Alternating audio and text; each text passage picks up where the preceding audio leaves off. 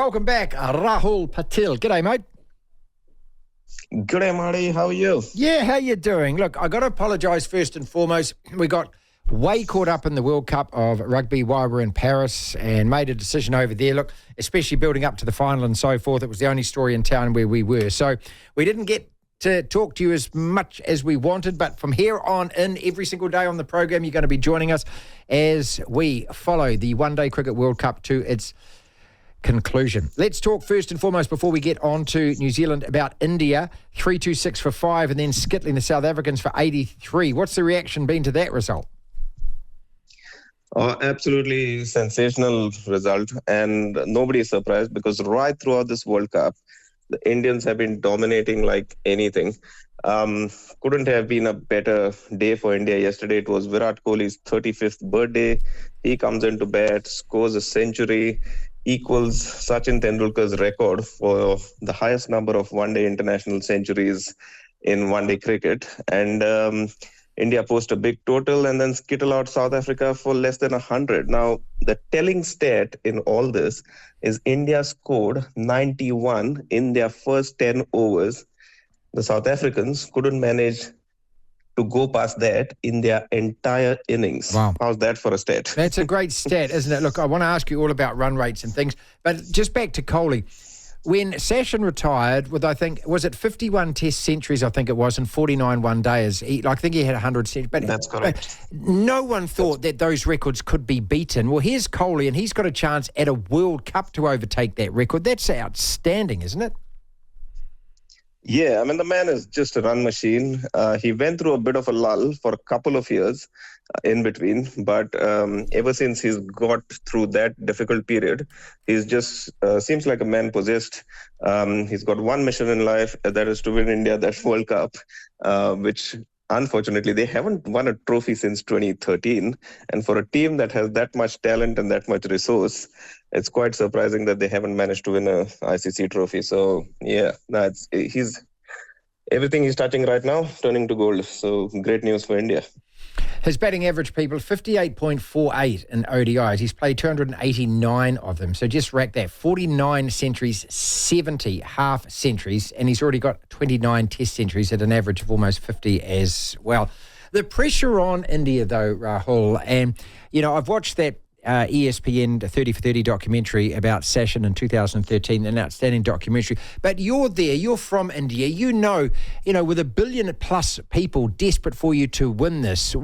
Try and just put that in some perspective for us, what Kohli faces.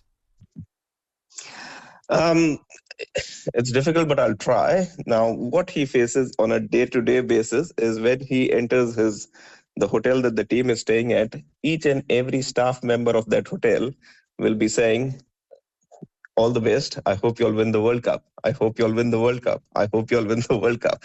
When he goes into the team bus, when they turn up to any stadium, when there is any media interaction, the only talk all for the duration of the World Cup is, I hope you'll win the World Cup. So as much as in a Zen state that he might be, and he blocks himself out from all the outside noise, I'm sure it affects the players themselves and Kohli. But it's good that he's got that monkey off his back, because when everybody is waiting for that record to happen, it has happened. And I think he can just focus on his game. Another interesting stat is that Sachin took 452 one-dayers to get to that landmark of 49 centuries. Kohli's done it in 272. Wow. Okay. So it's just a phenomenal strike rate of his. And he's... at the end of the day, they've played 8, they've won 8. They've got one game to go against the Netherlands, and I'm pretty sure they'll win that too with the form that they're in, with no disrespect to the Netherlands. But come crunch time is going to be the knockouts, and that's where it'll be a true test of their character. Yeah, 8 out of 8. I mean, the question I had written here to start with was going to ask you is, can anyone stop this team? Now, do remember 4 years ago, they were absolutely dominant during that group stage as well. And then with the rained-out game against New Zealand, and then obviously the semi-final over 2 days, we were able to upset them. This team at the moment, do they have a foot trip? Is it only themselves that that can beat them? Do you know what I'm saying? Absolutely. It's all in the mind. there is no physical defect in this team at all. I mean, they've got all the bases covered.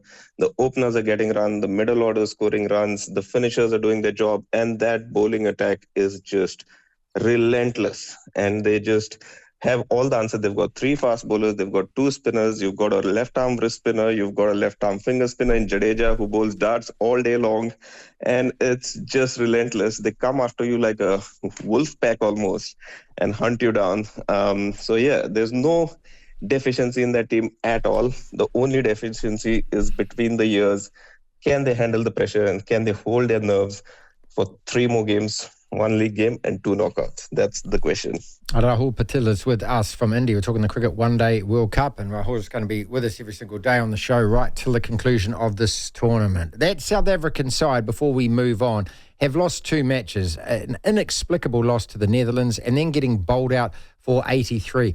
What does that tell us about them? Because they have been dominant as well in every other game apart from those 2.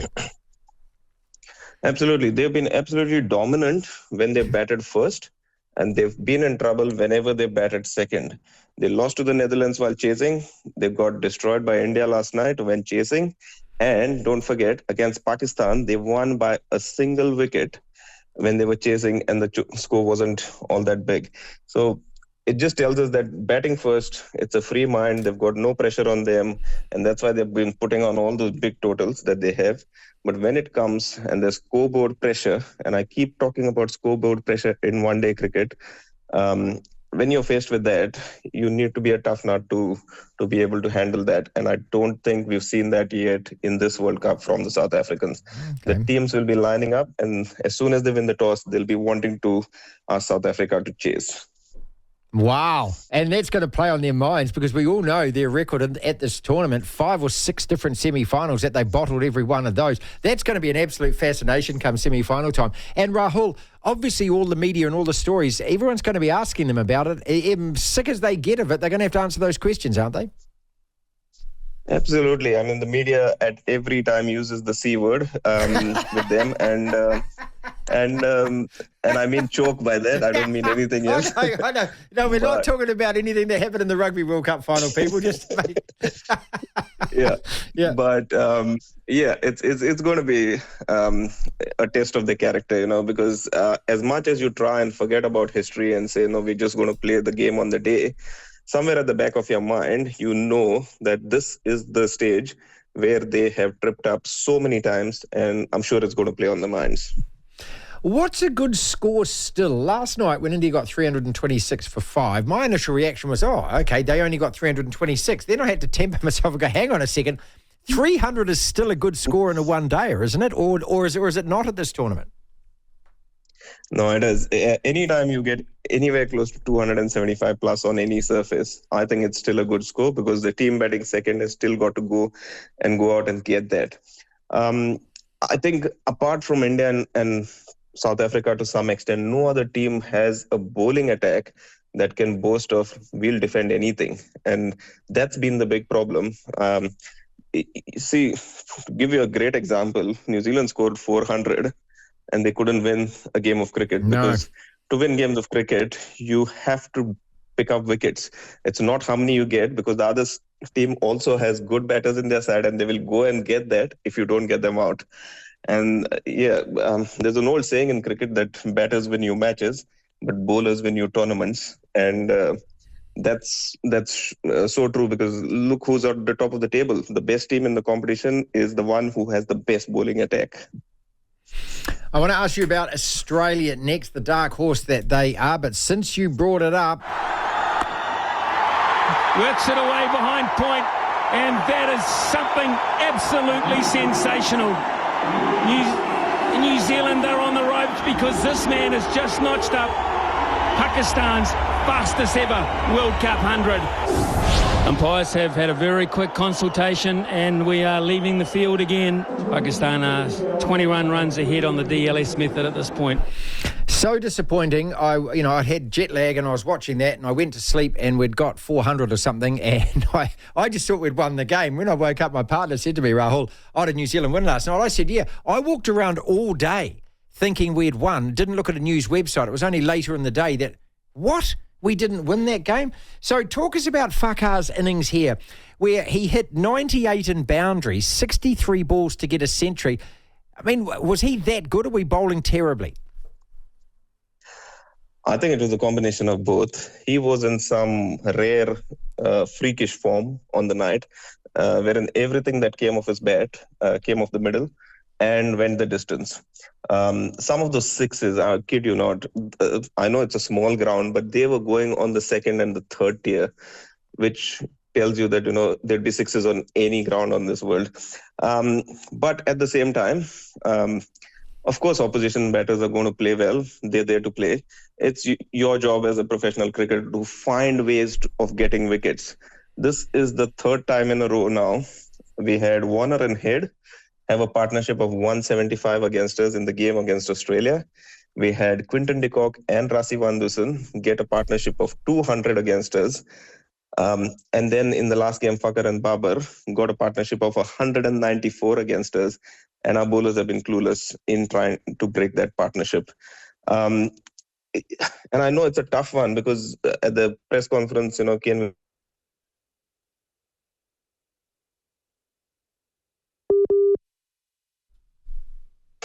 field placements. You need to ask your bowlers to bowl different lines, bowl different lengths, and try and upset the rhythm of the batter in some way or the other. But we didn't see much of that. I just felt for a moment that we were going through the motions when Fakhar was playing that innings, and we were just turning up and he was depositing us into the stands. No credit away from him. He played a freakish, phenomenal innings. The kind of innings that kind of kickstarts your campaign once again, and trust Pakistan to come back in a World Cup right. when their backs are against the wall. Yeah, I mean, we've seen it before. I mean, we've seen it before. Look, 1992 was the horror show. I mean, we all saw that. I mean, we should have actually buried them in the group stage, and we didn't. Look, I'm going to park talking about the Sri Lankan game till tomorrow because we've got a couple of days to build up to that. And also Sri Lanka have got a game against Bangladesh tonight of no consequence to the points table, but it'll be fascinating to see how they approach that. A couple of quick issues before we let you go. England, how disappointing have they been? Because when we beat them in the opener, I mean, I don't know any of us that weren't thinking that's a hell of a win against a really good one-day side. Why have they been so poor? They've been so poor because they're in... they don't play one-day cricket anymore. That's the first reason is since they won the T20 World Cup last year in Australia, they've hardly played any one-day cricket. The second reason they've been really poor is because of the fact that most of them now, if you look at the age of that England side, is 30 plus, and most of them are towards the end of their careers rather than to the start. Ben Stokes, great player, but he's towards the end of his career. Moeen Ali, great player, but he's towards the end of his career. Unfortunately, Root hasn't found his form, and Root is the, I call him the foundation of that team, wherein he's the one who hangs around and everybody scores around him. But he's had an absolute horror World Cup. They've been plagued by injuries to a couple of their frontline bowlers. And I just think that in a World Cup situation, when you are faced with a couple of losses, if you don't get your bearings right, it can quickly turn into a nightmarish one. And this is exactly what's happened with them. Butler's out of form, Johnny Bairstow's out of form, and these are all good players. These are players who regularly score runs for them.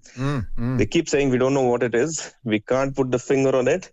But I think somewhere deep down, it's the lack of playing the longer format of the game. T20 cricket is a different beast. And people tend to forget that 50 overs is a long, long time, and you requires different set of skills.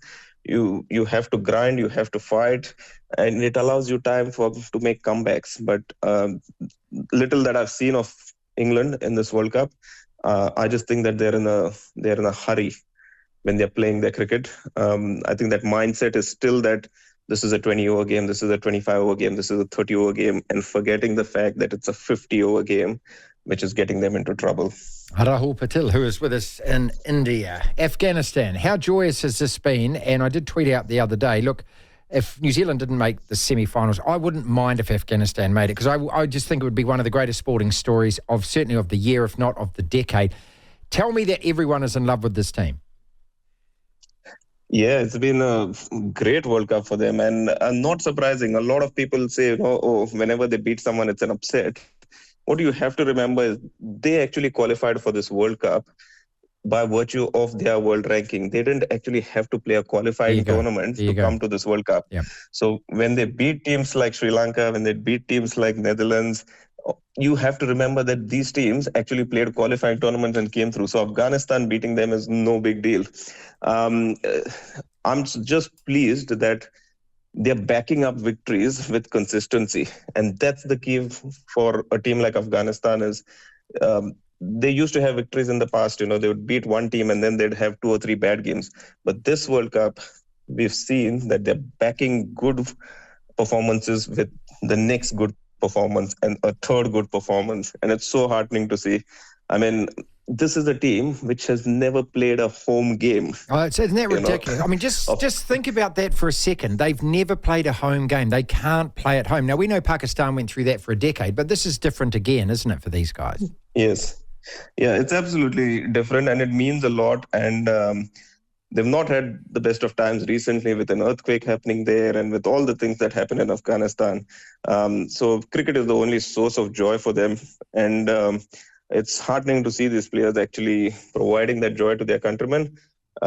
They've got a couple of tough games coming up against Australia and South Africa now. And after last night, South Africa will be hurting. They're a proud nation, proud sporting nation. So I'm expecting both those games to be really tough for Afghanistan. But who knows? I mean, stranger things have happened. And if they pull off miracles in those 2 games, this could be the most fascinating World Cup ever.